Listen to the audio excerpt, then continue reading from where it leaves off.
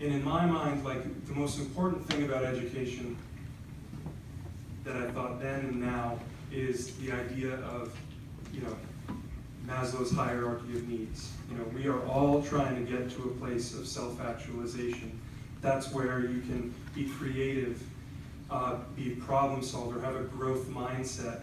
But in order to get there, he said that you need to meet 4 basic needs. And probably basic is not the best way to describe it because it's difficult. The first one is physiological needs, like eating, sleeping, having shelter, stuff we take for granted. Above that is safety and security. Above that is love, feeling like a sense of belongingness.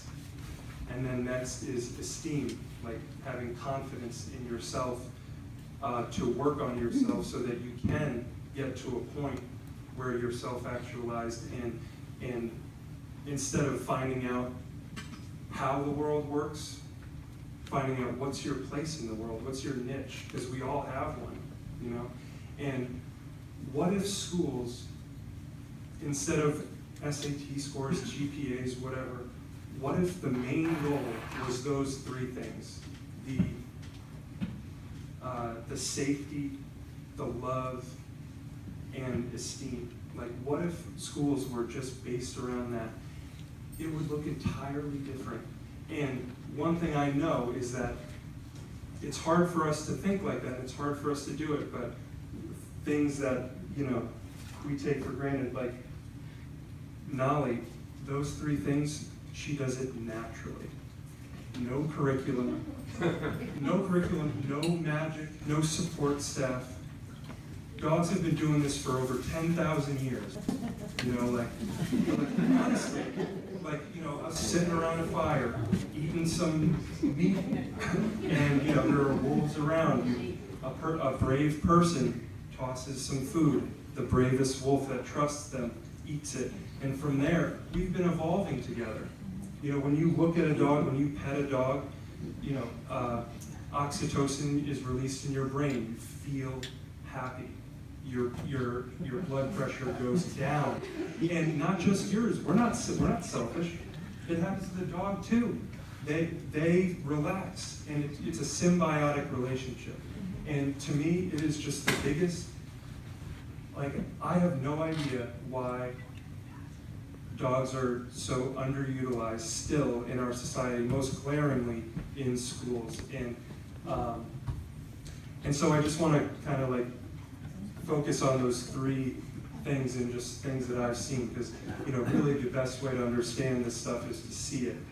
So a single story about safety is we do some work in the Providence Community Libraries. This girl, Jalissa, she was taking her vinyl cutter badge test, which is just like showing that she can independently use a vinyl cutter.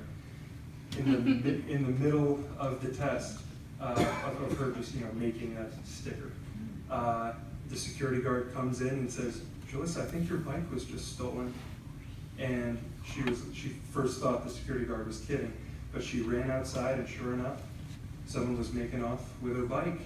And luckily, the people around her knew who it was, and literally within 2 minutes, her whole family, it seemed, was surrounding this, not poor kid, because he kind of had it coming, but they were yelling at this kid who stole her bike. And she came back in after that, and luckily nothing bad happened, but she was obviously really distraught.